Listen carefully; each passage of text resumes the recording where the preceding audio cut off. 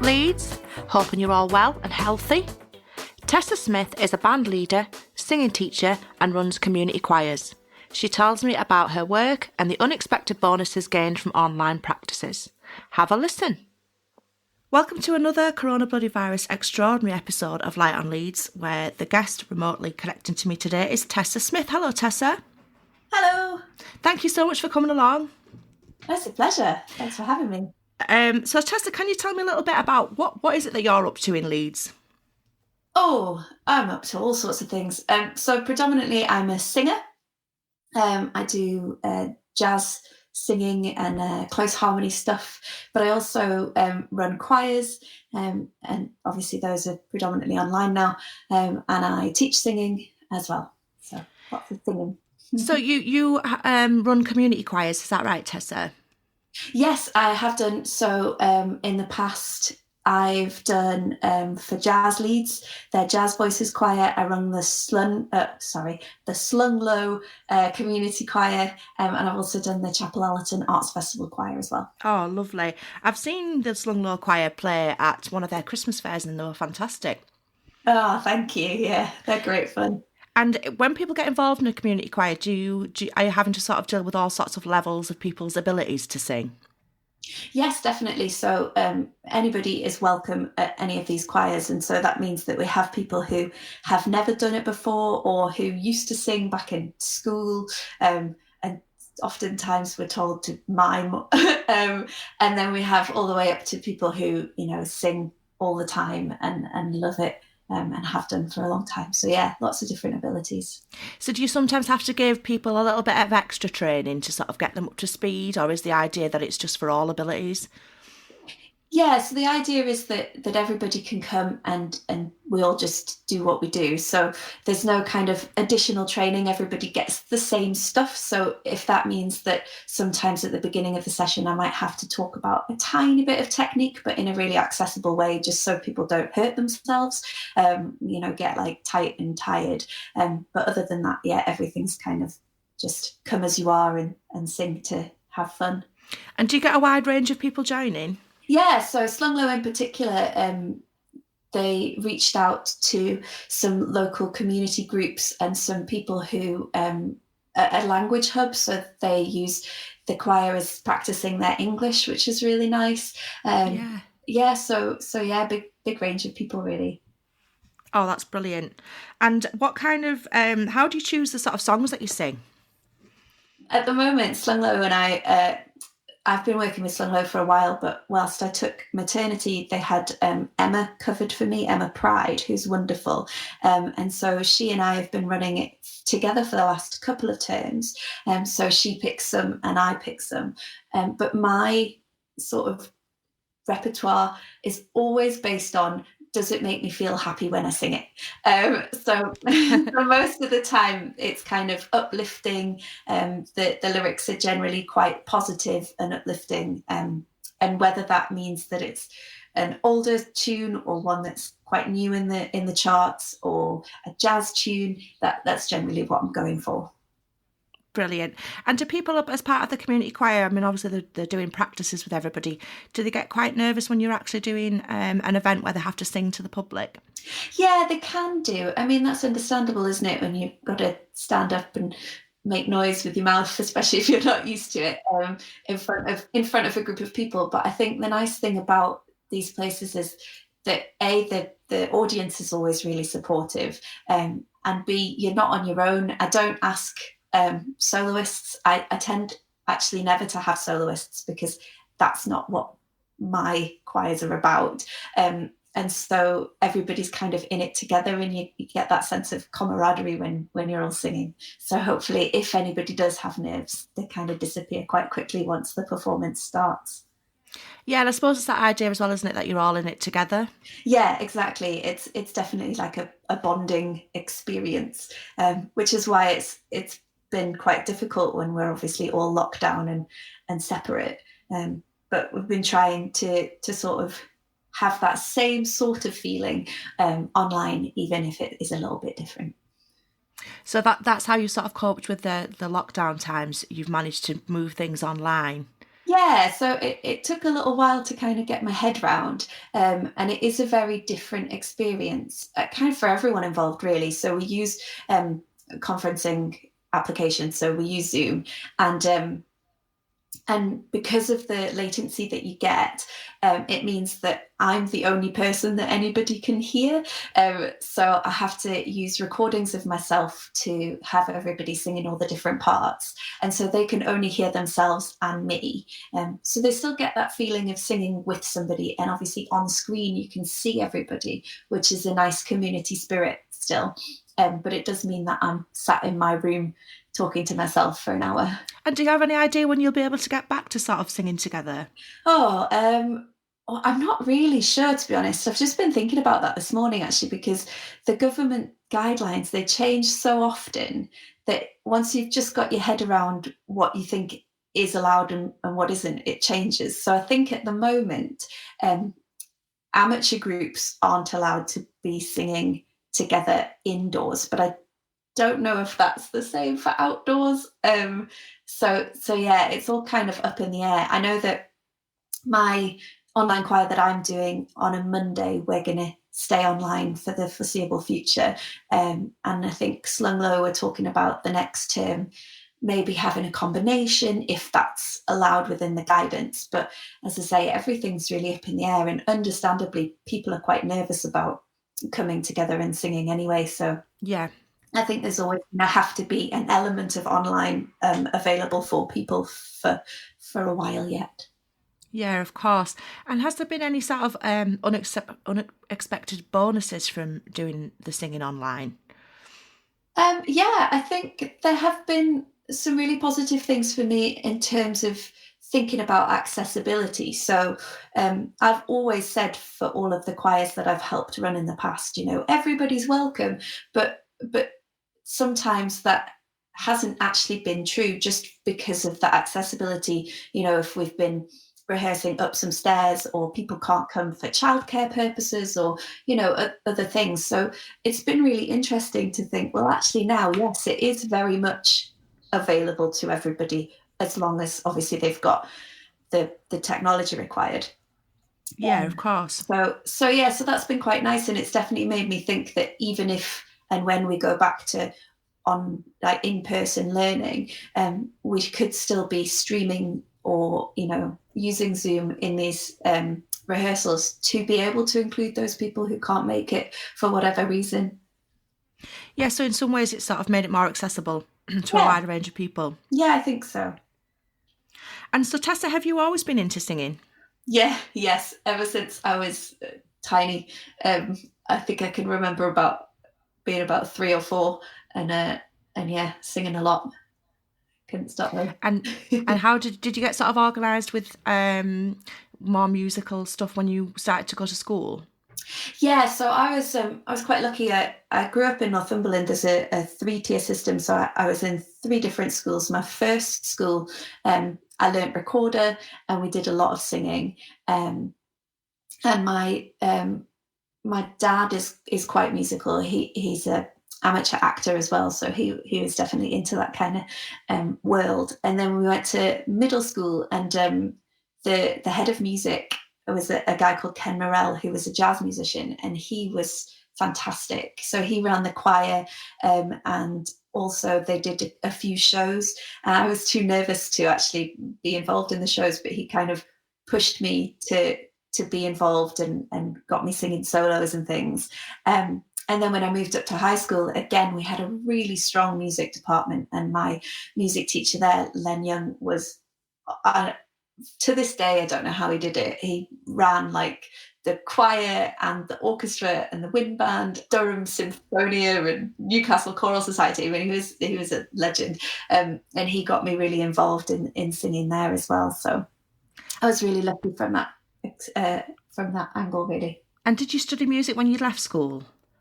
Yes, so I came to Leeds to study music. I studied jazz at the Leeds College of Music, which I think is maybe in next week changing its name to Leeds Conservatoire. But yeah, Leeds I didn't College of know Music that. is where I studied. Yeah, yeah, it's just been announced last week.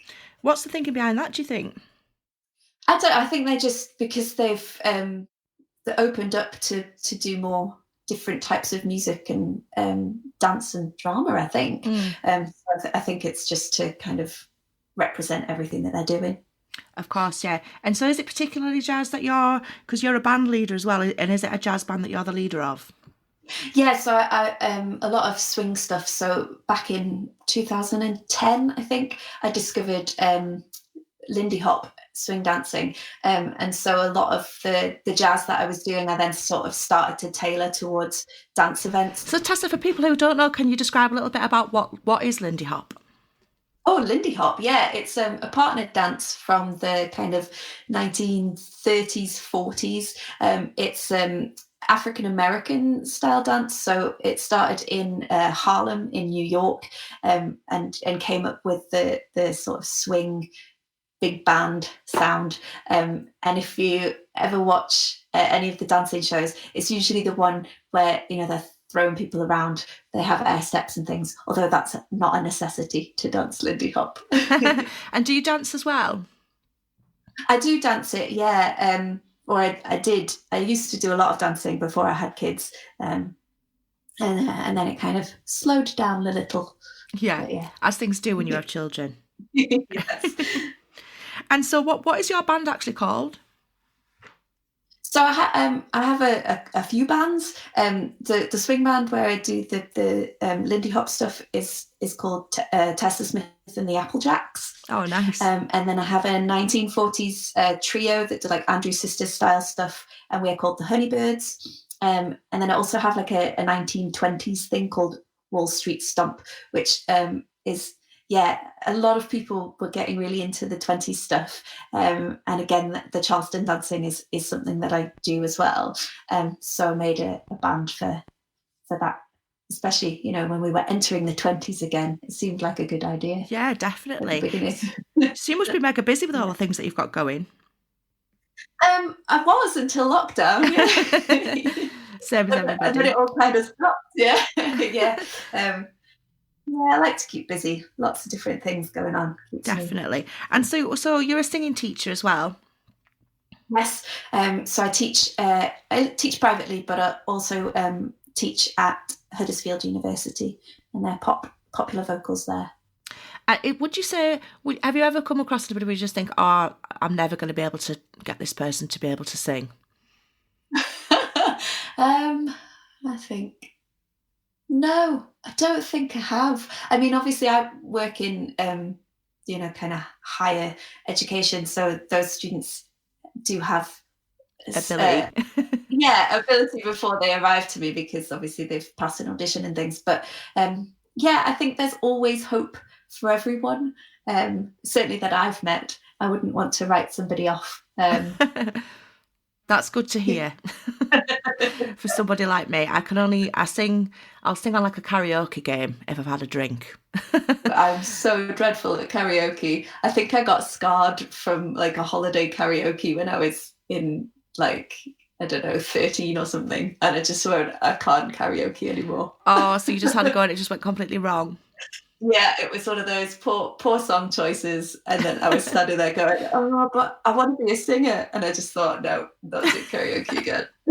Oh gosh, yeah. I think the last time I tried to do it sort of live, I chose an Adele song. Why would you do that?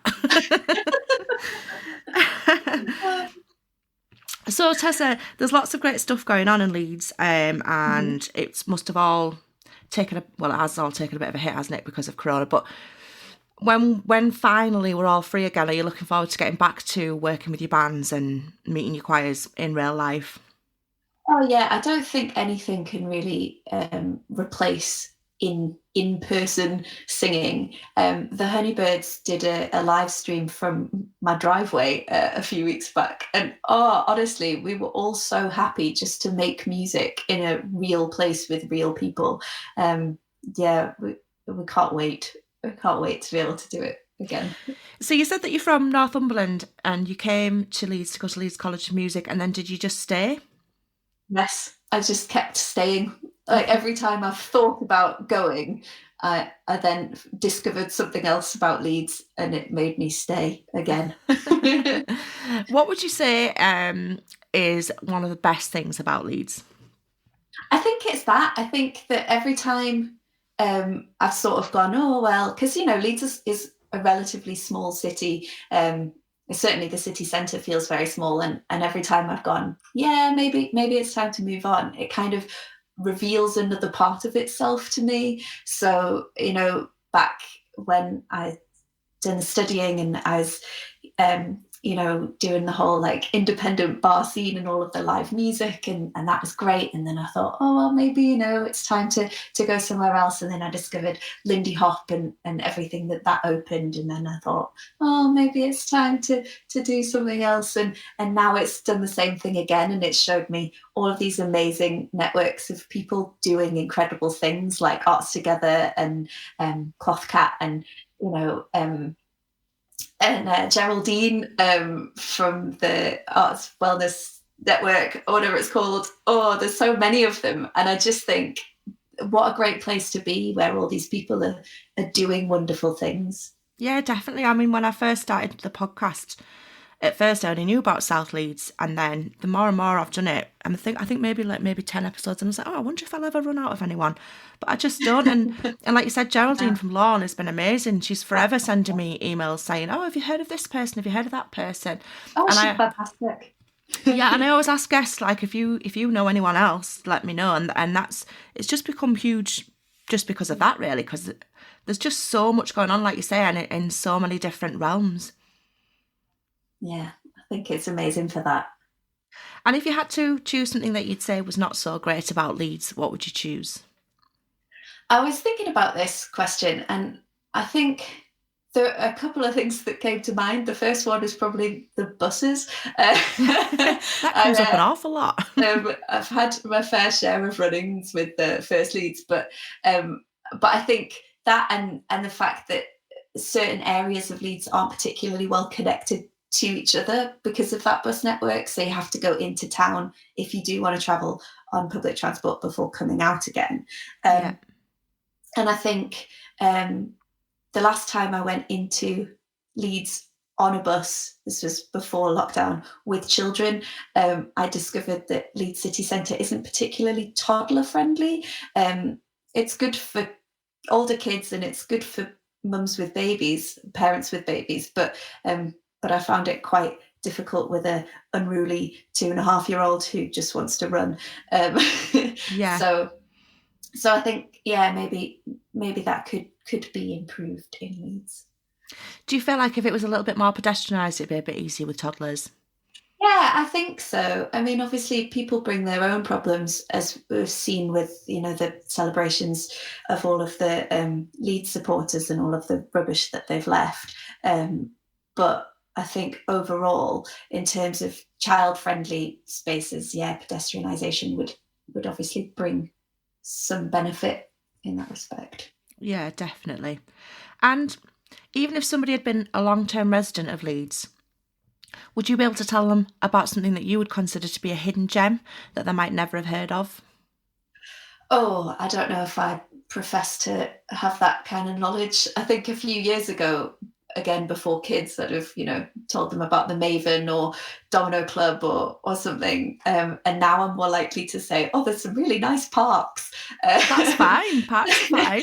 I mean, but there are obviously being in lockdown and having limited access to other things that we would usually be going to, like soft plays and stuff. We've discovered how many incredible green spaces there are. So yeah, I think that's a nice hidden gem. Just the sheer number of them. And I was thinking in the city centre, it's not a hidden gem probably, but my favourite space I think has to be, the main room at Leeds City Museum with the Yeah. big Leeds map on the ground. I love that. And every time I ever have anybody visiting Leeds, like friends or family, I always try and take them there to show them that space because I think it's great. It is great, yeah, and it's really nice to sort of see everything laid out, isn't it, and work out where you Yeah, are and where everything else is in relation to you. yeah. And you can just let the toddler run free and he's happy. Exactly. Yeah, it's a great museum. I've taken nieces and nephews there before, and they've got like little dressed up boxes and things for them and stuff, haven't they? Yeah, it's great.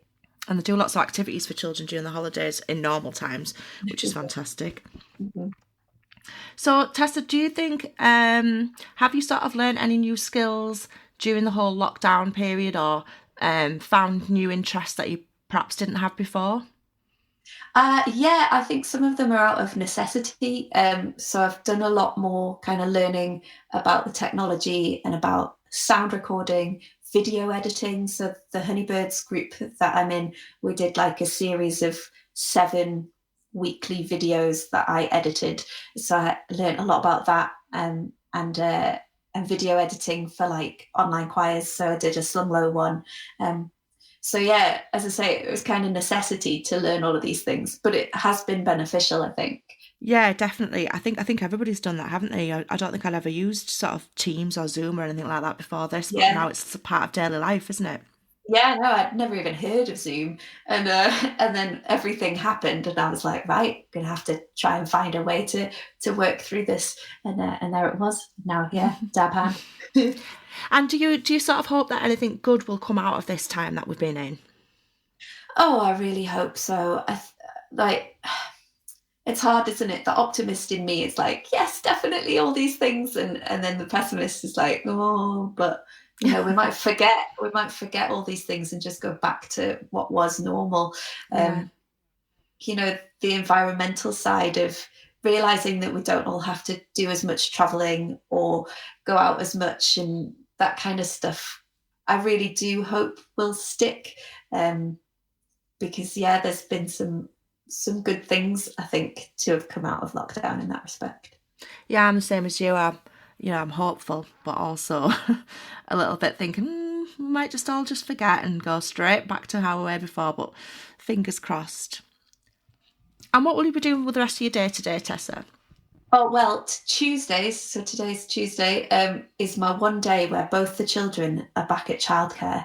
So I stuff everything in, stuff everything into a Tuesday. So already I've done some work on the online choir resources that I run on a Monday, and then I'm teaching a lesson shortly, and then I've got to do some recording, and I've got a rehearsal because I'm doing a live stream with a friend of mine at the weekend. So I've got to do some ukulele practice for that as well. So yeah. So your day off, your day with childcare is a very, very busy day. Yeah, I've got like so many things to fit in, and at the moment it is a case of do what you can when you can. 10 minutes here and 10 minutes there, so a whole day is just magic. Well, good luck with everything. Thank you so much for coming along and chatting. I'll put links in the podcast to all the various things that you're doing so people can check them out. Thank you very much. It was nice to speak to you. Thank you. Tessa was a brilliant guest. If you want to get involved in one of her community choirs, I'll pop all of the links that you need in the podcast notes so you can go and get involved. Tessa has selected a track that she sang herself called Can He Dance? What are you waiting for? Get dancing, Leeds. Can he dance? Is it fun? Or does he hold you close for just a little long? When he swings you out, does he let you break away? Does it feel like work or does it feel like play? Can he dance in a pair? Is dance a conversation that you both can share? Can he triple step in time to a swinging beat? Is it musical the way he moves his feet? Does he clap on 2 and 4? Watch out for you as you cross the floor. If he knocks someone, does he apologize? Does he give you space to improvise? Does he dance? Does he care? Does he change his shirt? Does he comb his hair? When he asks you for a dance, does he look into your eyes? Can you answer no without explaining why?